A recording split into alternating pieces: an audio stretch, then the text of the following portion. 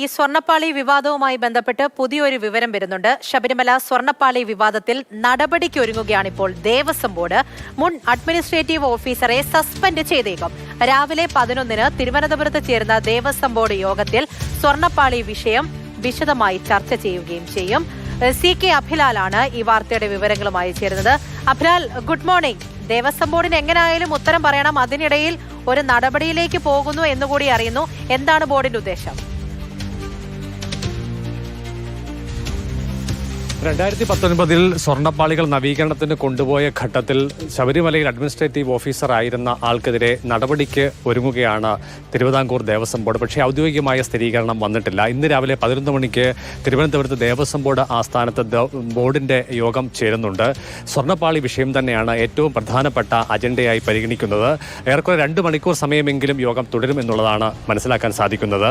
മുൻ administrative ഓഫീസർക്കെതിരെ vigilance നടത്തിയ അന്വേഷണവുമായി ബന്ധപ്പെട്ട റിപ്പോർട്ടിൽ പരാമർശങ്ങൾ ഉണ്ടായിട്ടുണ്ട്. ഈ ഉദ്യോഗസ്ഥന്റെ ഭാഗത്തുനിന്നും ഗുരുതരമായ വീഴ്ച ഉണ്ടായിട്ടുണ്ട് എന്ന് ഹൈക്കോടതിയിൽ സമർപ്പിച്ച റിപ്പോർട്ടിൽ പറയുന്നതായും നമുക്ക് മനസ്സിലാക്കാൻ സാധിക്കുന്നുണ്ട്. ഇതിന്റെ അടിസ്ഥാനത്തിലാണ് ശക്തമായ നടപടി ഉണ്ടാവണമെന്ന് ബോർഡിലെ ചില അംഗങ്ങൾ ഇപ്പോൾ തന്നെ അഭിപ്രായം പങ്കുവച്ചതായി അറിയുന്നു. ഇന്ന് ചേരുന്ന ദേവസ്വം ബോർഡിന്റെ യോഗത്തിൽ ഇത് സംബന്ധിച്ച കാര്യത്തിൽ ഏകദേശ ധാരണയുണ്ടാകും. തുടർന്ന് ദേവസ്വം ബോർഡ് ഇദ്ദേഹത്തെ സസ്പെൻഡ് ചെയ്യാനുള്ള തീരുമാനത്തിലേക്ക് കാര്യങ്ങൾ എത്തിക്കുമെന്നുള്ളതാണ് മനസ്സിലാക്കാൻ സാധിക്കുന്നത്. ചുരുക്കത്തിൽ ഒരു നടപടി എന്നുള്ളത് കടുത്ത വിമർശനങ്ങൾ രാഷ്ട്രീയ വിഷയമായി കൂടി സംഭവം മാറുന്ന പശ്ചാത്തലം ഇതിന്റെ അടിസ്ഥാനത്തിൽ കൂടിയാണ് ഉദ്യോഗസ്ഥനെതിരായ നടപടിയിലേക്ക് കാര്യങ്ങൾ നീങ്ങുന്നത് എന്നുള്ളതാണ് മനസ്സിലാക്കാൻ സാധിക്കുന്നത്. മുൻ അഡ്മിനിസ്ട്രേറ്റീവ് ഓഫീസറായിട്ടുള്ള ചങ്ങനാശ്ശേരി സ്വദേശി ഇപ്പോൾ ഹരിപ്പാട് ഡെപ്യൂട്ടി കമ്മീഷണറുടെ ചുമതല വഹിക്കുന്ന ആളാണ്.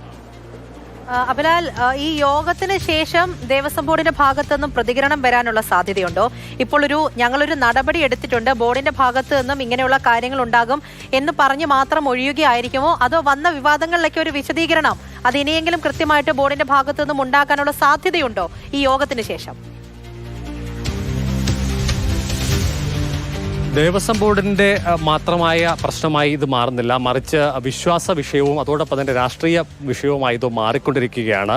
സംസ്ഥാനത്ത് 2 പ്രധാനപ്പെട്ട തെരഞ്ഞെടുപ്പുകൾ അടുത്തിരിക്കുന്ന ഒരു പശ്ചാത്തലമുണ്ട്. അത് വിശ്വാസം എന്നുള്ള വിഷയത്തെ മുൻനിർത്തി സമരം ശക്തിപ്പെടുന്ന ഘട്ടത്തിൽ അത് ഇടത് സർക്കാരിന് തന്നെ വലിയ പ്രതിസന്ധി സൃഷ്ടിക്കുമെന്നുള്ള തിരിച്ചറിവ് ദേവസ്വം ബോർഡിനുമുണ്ട്. അതിനാൽ തന്നെ വേഗത്തിലുള്ള നടപടിയിലേക്ക് കാര്യങ്ങളെ എത്തിക്കുക എന്നുള്ളത് തന്നെയാണ് രാഷ്ട്രീയപരമായി ബോർഡിന് ലഭിച്ചിട്ടുള്ള നിർദ്ദേശമെന്നാണ് മനസ്സിലാക്കുന്നത്. അതിന്റെ അടിസ്ഥാനത്തിൽ കൂടിയാണ് ഈ വിഷയത്തിൽ കടുത്ത നടപടിയിലേക്ക് ഹൈക്കോടതിയും കടന്നിരിക്കുകയാണ്. ഹൈക്കോടതി സ്വമേധയെ തന്നെ സ്പെഷ്യൽ ഇൻവെസ്റ്റിഗേഷൻ ടീമിനെയും അതോടൊപ്പം തന്നെ ഉദ്യോഗസ്ഥരെയും നിർദ്ദേശിച്ചുകൊണ്ട് ഉത്തരവിട്ട പശ്ചാത്തലം കൂടിയുണ്ട്. ചുരുക്കത്തിൽ സർക്കാർ യാതൊന്നും ചെയ്യാത്ത ഘട്ടത്തിൽ കോടതി കടുത്ത നടപടിയിലേക്ക് കടക്കുന്നു.